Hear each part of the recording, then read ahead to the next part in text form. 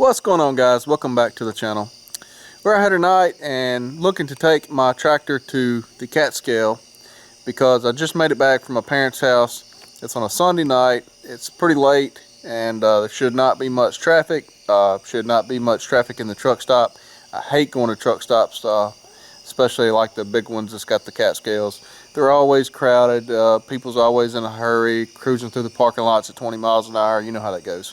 And so I don't want to deal with that, but I thought it'd make a good video and it would give me an idea of how much weight that I actually do have instead of guessing, because I'd like to know how much my rear axle weight is, because I'm thinking about getting a in-bed fuel tank, and I'm not sure that I have the weight capacity to do that. So kind of interested in that. I'll show you what I got here and how I got it loaded. So this is my Mahindra 8560. For those of you who watch my channel, y'all seen the tractor, know all about it, you know all about the trailer. I've got it positioned where the center line of the rear axle is slightly forward of the center line of the trailer, because I picked this ballast box that I made years ago for my last tractor up at my parents' house, and I have it on there. You see about where it's riding at right there, how I have that done. So that's about as far backwards as I could come with it, so I'm trying to keep some weight off of the truck. Anyway, I've got it all chained down and everything on there, and from the front of the bucket here, from the front edge of the bucket, we're going to get a little measurement here to the neck of the trailer, so we'll kind of know where we're at. And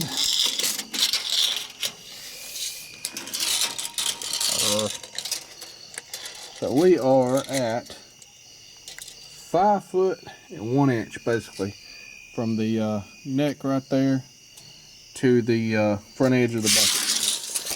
So I've got 5 foot that I can come forward, but I can't put that much weight on this single wheel truck.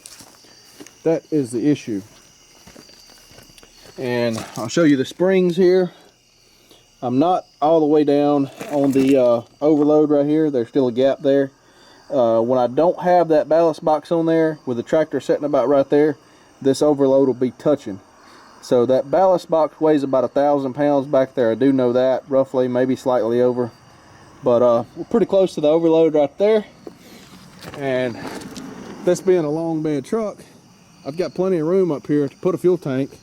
I just don't know what my rear axle capacity is right now with the way it's setting. It's squatted a good 3 inches from where it usually sits at. See, I'm down about 7 inches, and I usually have about 10 or so on top of the tire to the fender well. So I really don't know where I'm at, is what I'm saying. And kind of curious about what the gross weight is of this anyway. And so thinking about running down to the truck stop there and checking it out. Being so it's late at night, shouldn't be a whole lot of traffic, hopefully no issues, and we'll ease down the road there and see what she weighs set up like this. And I almost think, really, I usually would come a little bit further forward than where I'm at. Probably leave about 4 foot in between the bucket and the neck is how I have hauled this thing before. But it looks like there's a whole lot of tongue weight on there by looking at the truck. So I don't know, either it needs some airbags or either this thing's really heavy, and I really don't know. So I guess let's ease down to the truck stop and see what we got. All right, guys, we're getting ready to merge onto the interstate here, so we're gonna see how she does here. Sorry about the bumps, they won't fix the roads.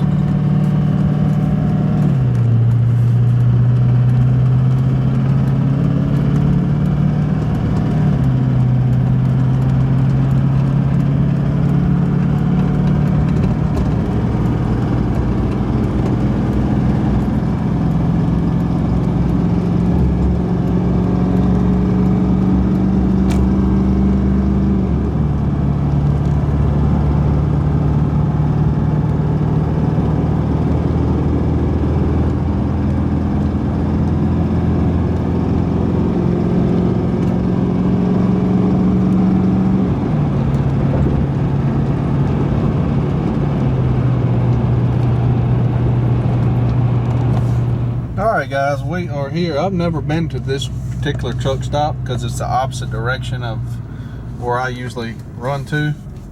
So I'm not really familiar with the setup here. But I see the scales. I'm going to try to get up there on them.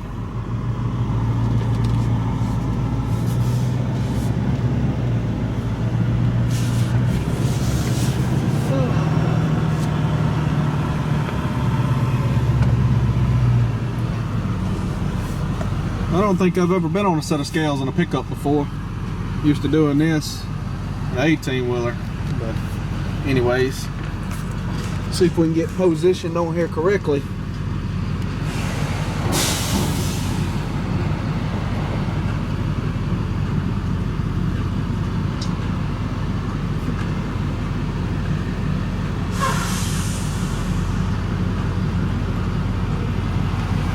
All right, we are sitting here.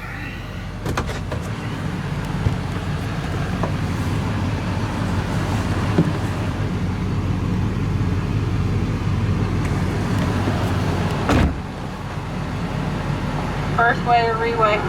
First way. Truck number? 5726.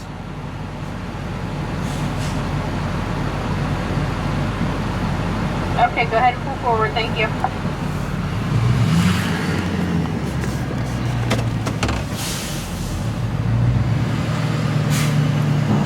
Pull over here and find a parking spot.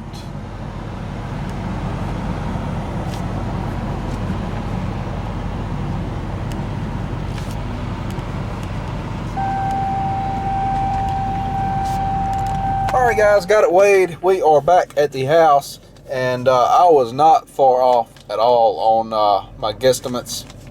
Here's the cat scale right here. We got 4460 on the front axle, 5860. I said 5800 first, and then I said probably between 56 and 58.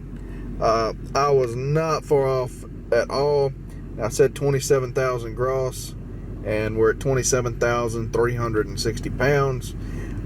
So that's pretty much, it's actually a little bit over the GVW for what the truck's rated for, because 5860 and 4460 would be 10,320, and the GVW on the truck is rated at 9,900, being a 3,500 single wheel. So we're over 420 pounds, but that's not too bad. We're not over any axle weights or any tire or wheel weights, so that's good. 17,000 on the trailer axles. So let's look at the door sticker here and see what the gross is on the axles. I want to say it's like 6,500 or so. The door sticker says 4,800 pound on the front axle, 6,500 pound on the rear axle, 9,900 gross.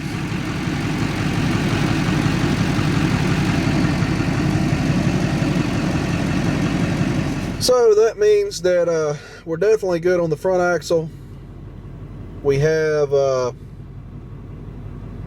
another 300 pounds we could actually add to the front axle and still be good. But the I can't believe they made the front axle that close, because if you put a winch bumper and a winch on there, you'd be right at it. The drive axle, 6,500 pound is what's the axle can actually carry, and the tires and wheels I have on there will actually carry 7,200, I think is what they're rated at for the 2 tires and wheels. But anyway, so we're below that. But I know that before I put that box on the back of that thing, that ballast box on there, I had the tractor roughly in the same spot, and I know I was over 6,000 the rear axle had to been, because I'm guessing with that box on there, adding 1,000 pounds back behind the trailer axles would have probably took off 300 or 400 pounds of tongue weight off of the trailer. So anyway, that does not leave very much room to be adding a fuel tank, to say the least. So I guess, I don't know, maybe I could park the tractor further back, but that reduces the tongue weight. I'll have to figure out and see how much tongue weight I got, because I don't know what the rear axle weight is to start with on this truck. but I would guess it's going to be around 3,000 just by looking at the weights, because I'm thinking these trucks curb weight probably 7,400 pounds, just a guess. So if you do that, 3,000 the rear axle, 4,460 on the front would give you that number. So I'm guessing my pin weight on this gooseneck must be 2,900. Would be my guesstimation right now, which is plenty for the 17,000 pounds I have on the axles. If you did that, that'd be 20,000 pounds basically. So if you did 10% of that would be 2,000. So if you did 15%, that would probably put me about where I'm at, about what they say this recommended 15 to 20% on a gooseneck. You can go a little bit lower, but then you know, you may not have enough weight on your drive axle for traction and whatnot. So anyway, I guess we got the curiosity part solved about what this weighed, if anybody else was curious like I was. And now it's just a matter of what to do about the weight situation, and if I'm going to get a fuel tank or if I'm not going to get a fuel tank, because it looks like I should have bought a dually, which I guess you know, I could trade this truck in, but I did so much work on it that I don't know about that. So I'm not sure if I'm going to add airbags, or I can put a little bit more rear block on the back, because I've got the torsion keys leveled. So I've got about 1.5 inches of rake that's 1.5 inches higher in the back, because I put a 1-inch block under the back springs when I did that. And when I got this truck in stock form, it was about a 3-inch or 3.5 inches of rake downhill. And so I was squatting about 3 inches. So I figured, by knowing what the rake was factory, that when you got the proper load, it's going to set about level. So I was figuring, by it being dropped about 3 inches in the back, I figured I was probably right there at, you know, the max GVW and the max I should be. So that was pretty good guessing and looking at the springs, and I got about that much between that last overload before it sets flat out on the overload. And as I say, it was just touching the overload when I didn't have the ballast box on there. So I figured I was right there at it, and that's kind of what I was guessing at, how I was guessing at my weights. But at least now we know for sure, and now I got to figure out what to do, because I can, like I say, I can get 1.5 inch block for the back, and that'll help me out a little bit, or I can get some airbags that'll help me out. It's a little bit sagging the way it sits. It's not bad, but you know, 1/2 inch on this long a truck probably would not give me too much rake still, and it would sit not quite as sag. It would probably be almost level, or pretty close. Or I could get some airbags and I could adjust them down whichever way I wanted to.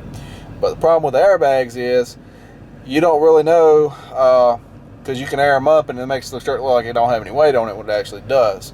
So that's the problem with the airbags that I'm worried about, because if you air it up, I seen a guy is actually a friend of mine several years ago, had an F350 truck like this, single rear wheel, and he had airbags on it.